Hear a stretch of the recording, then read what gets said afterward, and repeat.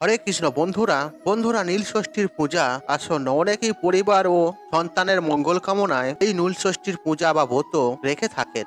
আর নীল ষষ্ঠীর পূজায় একটি বিশেষ নিয়ম রয়েছে, আর সেই নিয়ম মেনে এই নীল ষষ্ঠীর ব্রত বা পুজো সম্পূর্ণ করতে হয়। বন্ধুরা আজ এই ভিডিওর মাধ্যমে আপনাদের সাথে আলোচনা করব, অর্থাৎ এই বছর 2025 সালে 1431 বঙ্গাব্দে এই নীলষষ্ঠীর ব্রত বা পূজা কখন পড়েছে, পরিবার এবং সন্তানের মঙ্গল কামনার উদ্দেশ্যে যদি আপনি এই ব্রত রাখতে চান, আর কিভাবে আপনি এই ব্রত রাখবেন, এবং এই নীলষষ্ঠী পূজার জন্য কোন কোন উপকরণগুলি অবশ্যই প্রয়োজন, আর এই সমস্ত কিছু এই ভিডিওতে আপনাদের সাথে বিস্তারিত আলোচনা করব। আর আপনি যদি নীলষষ্ঠীর ব্রত রাখতে চান বা ভগবান নীলের পূজা করতে চান, তাহলে সেক্ষেত্রে অবশ্যই এই ভিডিওটি মনোযোগ সহকারে শেষ পর্যন্ত দেখুন। বন্ধুরা আশা করছি এই ভিডিওটি আপনাকে সমৃদ্ধ করবে। এই ভিডিওটি দেখে যদি উপকৃত হন, তাহলে ভিডিওতে একটি লাইক করে কমেন্টে ওম নমঃ শিবায় লিখবেন। লিখে যতটা পারবেন বন্ধু বান্ধব আত্মীয় জনদের সাথে ভিডিওটি শেয়ার করবেন, তাতেও এরা এই বিষয়গুলি জেনে উপকৃত পান। আপনাকে ধন্যবাদ জানান।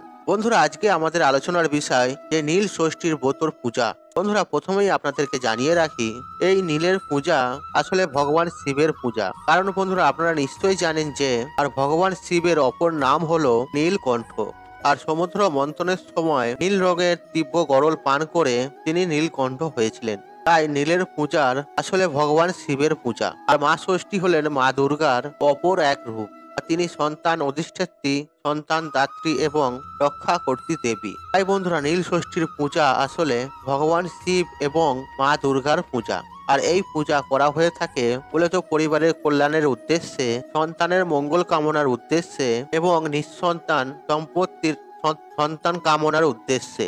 বন্ধুরা শাস্ত্রে বলা হয়েছে, যদি কোনো গৃহিণী এই পূজা নিষ্ঠা ও ভক্তি সহকারে করে থাকে, তাহলে যে উদ্দেশ্য নিয়ে তিনি পূজা করছেন তা সফল হবেই হবে।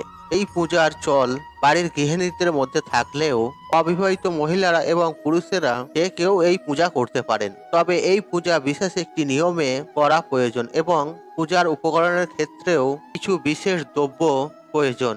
বন্ধুরা এবছর 2025 সালে নীলষষ্ঠী পড়েছে বাংলার 1431 বঙ্গাব্দে। নীল পূজা বা নীলষষ্ঠীর ব্রত পড়েছে আগামী বাংলার 30শে চৈত্র, ইংরাজি 13ই এপ্রিল রবিবার দিন। বলে তো চৈত্র সংক্রান্তির শেষ দিন অর্থাৎ চড়ক পূজার আগের দিন এই নীল ষষ্ঠীর পূজা সম্পূর্ণ করতে হয়। বন্ধুরা এবার আসবো আমি আপনাদের বলবো যে নীল ষষ্ঠীর ব্রত কিভাবে পালন করবেন এই প্রসঙ্গে। আর নীল ষষ্ঠীর ব্রত কথায় মা ষষ্ঠী নিজেই বলেছেন কিভাবে আপনি এই ব্রত পালন করবেন। আর খুবই সহজ সরল ভাবে আপনি এই ব্রত পালন করতে পারেন। আপনি শিব মন্দিরে গিয়েও এই ব্রত পালন করতে পারেন, আবার নিজের বাড়িতে বসেও আপনি এই ব্রত পালন করতে পারেন। আর যারা নীল ষষ্ঠীর ব্রত রাখতে চান, তারা ব্রতের আগের দিন রাত্রেবেলায় অবশ্যই নিরামিষ আহার গ্রহণ করবেন। আর সমস্ত ব্রতের পূর্বে এই বিষয়টি করা প্রয়োজন। আর ব্রতের দিন সকাল সকাল ঘুম থেকে ওঠার চেষ্টা করবেন এবং সকাল সকালই স্নান পর্ব আপনি সেরে নেবেন। আর স্নান পর্ব সারার পর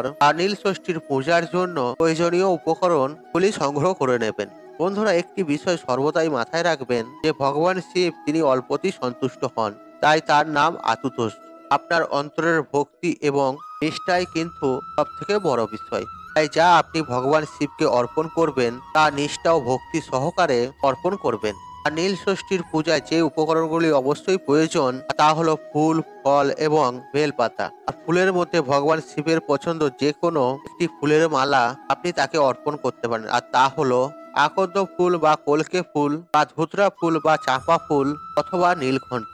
আর মা ষষ্ঠীর উদ্দেশ্যে পারলে একটি লাল ফুল সংগ্রহ করবেন। আর এর সঙ্গে সংগ্রহ করবেন 5 প্রকার ফল, যার মধ্যে বেল এবং মোটা যুক্ত কাঁচা আম থাকলে সব থেকে ভালো। আর এই সময় এই দুটি ফল আপনি খুব সহজেই পেয়ে যাবেন এবং তার সঙ্গে আরো 3টি আপনার পছন্দের ফল।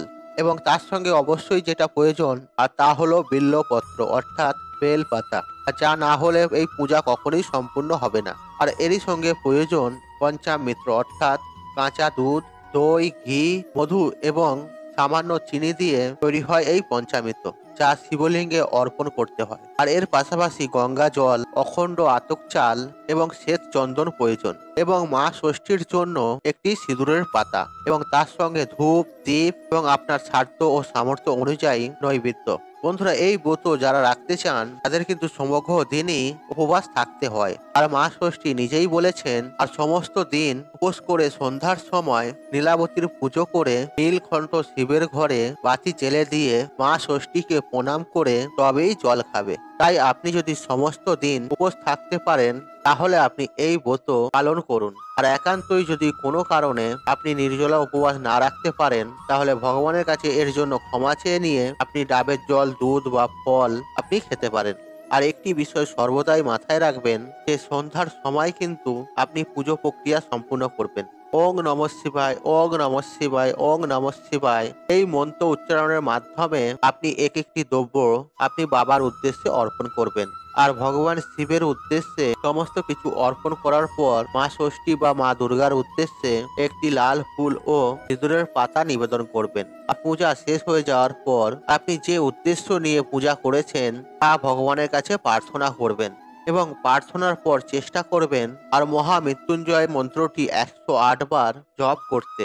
আর জপ করতে যদি অসুবিধা হয় তাহলে আপনি শ্রবণও করতে পারেন, তবে 108 বার কিন্তু ওং নমঃ শিবায় এই মন্ত্রটি অবশ্যই উচ্চারণ করবেন। বন্ধুরা, সব থেকে যে বিষয়টি গুরুত্বপূর্ণ, ভগবান শিবের সামনে অবশ্যই একটি গাওয়া ঘিয়ের প্রদীপ প্রচলিত করবেন। আর যদি আপনার একটি সন্তান থাকে তাহলে একটি প্রদীপ, আর দুটি থাকলে দুটি প্রদীপ, অর্থাৎ প্রত্যেক সন্তানের নাম স্মরণ করে তাদের নামে একটি করে প্রদীপ ভগবান শিবের উদ্দেশ্যে অবশ্যই নিবেদন করবেন। আর চেষ্টা করবেন মাটির প্রদীপ নিবেদন করার। আর যদি মাটির প্রদীপ না থাকে তাহলে সেক্ষেত্রে আপনি অন্য যে কোনো প্রদীপ বা মোমবাতিও নিবেদন করতে পারেন। আর মা ষষ্ঠী নিজেই বলেছেন, যদি কেউ ভক্তি ও নিষ্ঠা সহকারে এই ব্রত পালন করেন এবং ভগবান শিবের উদ্দেশ্যে সন্তানের নামে বাতি প্রচলিত করেন তাহলে সন্তানের কখনোই অমঙ্গল হয় না। তাই বন্ধুরা, এই দিন অবশ্যই সন্তানের নাম স্মরণ করে নীলের উদ্দেশ্যে অর্থাৎ ভগবান শিবের উদ্দেশ্যে বাতি প্রচলিত করবেন এবং সবশেষে নীল ষষ্ঠীর ব্রত কথা শ্রবণ করে বাবার প্রসাদ গ্রহণ করেই উপবাস ভঙ্গ করবেন।